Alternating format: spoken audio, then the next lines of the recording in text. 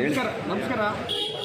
ತಮಗೆಲ್ಲ ಗೊತ್ತಿರೋ ಹಾಗೆ ಇವತ್ತು ರಾಜ್ಯ ಸರ್ಕಾರ ಮಾನ್ಯ ನಮ್ಮ ಯಡಿಯೂರಪ್ಪನವರು ಮಂತ್ರಿಗಳಾಗಿದ್ದಾಗ, ಮುಖ್ಯಮಂತ್ರಿಗಳಾಗಿದ್ದಾಗ ಹೈನುಗಾರಿಕೆಯನ್ನು ಪ್ರೋತ್ಸಾಹ ಮಾಡುವ ದೃಷ್ಟಿಯಿಂದ ಗುಣಮಟ್ಟದ ಹಾಲನ್ನು ಸರಬರಾಜು ಮಾಡುವಂಥ ರೈತರಿಗೆ, ಉತ್ಪಾದಕರಿಗೆ ₹5 ಪ್ರೋತ್ಸಾಹಧನ ಕೊಡ್ತಾರೆ ಅಂತ ತಮಗೆಲ್ಲ ಗೊತ್ತಿರೋ ವಿಚಾರ. ಅದು ಬಜೆಟಲ್ಲಿ ಕಾಲಕ್ಕೆ ಇಟ್ಕೊಂಡು ಅದನ್ನು ಕೊಡ್ತಾ ಇದ್ದಾರೆ. ಅದರಲ್ಲಿ ಯಾವುದೂ ಇದಿರಲಿಲ್ಲ.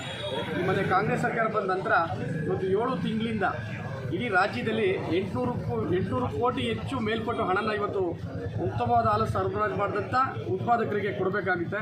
ಇದುವರೆಗೂ ಕೂಡ ಅದ್ರ ಬಗ್ಗೆ ಯಾವುದೇ ಥರದ ಸಹಕಾರ ಇರ್ತಾ ಇಲ್ಲ. ಇವತ್ತು ಮಂಡ್ಯ ಜಿಲ್ಲೆಯಲ್ಲಿ ಇವತ್ತು ಮಂಡ್ಯ ಜಿಲ್ಲೆ ರೈತರು ಇವತ್ತು ಏನಾಗಿದೆ, ಇವತ್ತು ಈ ಬರದ ಪರಿಸ್ಥಿತಿ ಇದ್ದರೂ ಕೂಡ ಉತ್ತಮವಾದ ಹಾಲನ್ನು ಸರಬರಾಜು ಮಾಡ್ತಾ ಇದ್ದಾರೆ. ಇವತ್ತು ಮಂಡ್ಯ ಜಿಲ್ಲೆ ಇಡೀ ಇತಿಹಾಸದಲ್ಲಿ ಇರಿದಷ್ಟು ಹಾಲನ್ನ ಇವತ್ತು 11 ಲಕ್ಷ ಲೀಟ್ರ್ ಮೇಲ್ಪಟ್ಟ ಹಾಲನ್ನ ಇವತ್ತು ಶೇಖರಣೆ ಆಗ್ತಾ ಇದೆ. ಇಂಥ ಶೇಖರಣೆ ಮಾಡುವಂಥ ರೈತರಿಗೆ ಪ್ರೋತ್ಸಾಹಧನವನ್ನು ಕೊಡಬೇಕಿತ್ತು. ಇವತ್ತು ಮಂಡ್ಯ ಜಿಲ್ಲೆಗೂ ಕೂಡ ₹67 ಕೋಟಿ ಪ್ರೋತ್ಸಾಹಧನವನ್ನು ಕೊಡಬೇಕಾಗಿದ್ದು ಸರ್ಕಾರದ ಒಂದು ಕರ್ತವ್ಯ. ಇವತ್ತು ಸರ್ಕಾರ ಕೊಡ್ತಾ ಇಲ್ಲ. ಇವತ್ತು ಸರ್ಕಾರದ ಒಂದು ದುರಾಡಳಿತ ನೀತಿಯಿಂದ ಇವತ್ತು ನಮ್ಮ ರೈತರು ಇವತ್ತು ಬೀದಿಗೆ ಬಂದಿದ್ದಾರೆ. ಇವತ್ತು ಎಷ್ಟೇ ಕಷ್ಟ ಇದ್ದರೂ ಕೂಡ ಇವತ್ತು ಹೈನುಗಾರಿಕೆಯನ್ನು ನಂಬಿದ್ದಾರೆ. ಬಟ್ ನಾವು ಸರ್ಕಾರನ ಒತ್ತಾಯ ಮಾಡ್ತೀವಿ, ದಯವಿಟ್ಟು ಹೈನುಗಾರಿಕೆನ ಏನು ನಂಬಿದ್ದಾರೆ ಅವ್ರಿಗೆ ಹೊಡಿಬೇಡಿ, ಹೊಟ್ಟೆ ಮೇಲೆ ಕಲ್ಲು ಹೊಡಿಬೇಡಿ. ದಯವಿಟ್ಟು ಏನು ಬಿಡುಗಡೆ ಮಾಡಬೇಕು ಹಣನ ಬಿಡುಗಡೆ ಮಾಡಿ ಅಂತ ಹೇಳ್ತಾ ನಾವು ಸರ್ಕಾರನ ಒತ್ತಾಯ ಮಾಡ್ತೀವಿ. ಮತ್ತು ನಂದಿನಿ ಫ್ರಾಂಚೈಸಿಗಳಲ್ಲಿ 2-3 ಕೈಂಡ್ ಆಫ್ ಫ್ರಾಂಚೈಸಿ ಇವೆ ಸರ್. ಇದೇನಾಗಿದೆ, ಬೇರೆ ಏಜೆನ್ಸಿ ಅಲ್ಲಿ ಎಕ್ಸ್ಕ್ಲೂಸಿವ್ಲಿ ನಂದಿನಿ ಅಂದಾಗ ಅವ್ರು ಬೇರೆ ಮಾರಬಾರ್ದು. ಈಗ ಬೇರೆ ಅಂಗಡಿಗಳಲ್ಲಿ ಎಲ್ಲ ಇದ್ದಾಗ ನಾವು ಏಜೆನ್ಸಿಗಳು ಕೊಟ್ಟಿವಿ, ಅವ್ರು ಮಾರ್ತಾರೆ. ನಮ್ಮದು ನಂದಿನಿದೇ ಸವಲತ್ತು ತಗೊಂಡಾಗ ಅವ್ರು ಬೇರೆ ಮಾರಬಾರ್ದು ಅಂತ ಮಾರಾಟ ಆಗಿದ್ದರೆ ನಾವು ಅವ್ರ ಮೇಲೆ ಕ್ರಮ ಕೈಗೊಳ್ತೀವಿ ಸರ್. ಆಮೇಲೆ ನಂತರ ಇವತ್ತು ಸಹಕಾರ ಇಲಾಖೆಯ ಅಧಿಕಾರಿಗಳು ಇವತ್ತು ಮಂಡ್ಯ ಜಿಲ್ಲೆಯಲ್ಲಿ ಸರ್ಕಾರದ ಕೈಗೊಂಬುಗಳಾಗಿ ವರ್ತನೆ ಮಾಡ್ತಾ ಇದ್ದಾರೆ.